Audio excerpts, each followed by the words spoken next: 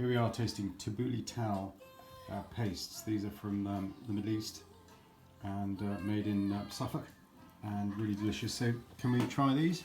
So what I've done is I've mixed a spoonful with some sour cream, but you can use these pastes in all kinds of cooking. If you boil some rice and just put a spoonful of the paste in, you get a delicious rice. Or you can put it in sandwiches, little pita breads, and then meat on, or anything else. Just go for it. Okay. I'm going to try. What do you reckon? I like the turmeric one. I like the turmeric one.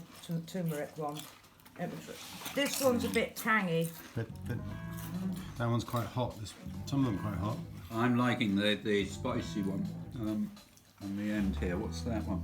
You could just imagine that on a burger or something, and an extra bit of flavour. But these a lot of people Yummy, use as condiments. So instead of mustard or ketchup, you can use these. So well done, Tabboule Tal. Well done, Tal. Really Made in tasty. Suffolk. It is tasty. Really tasty.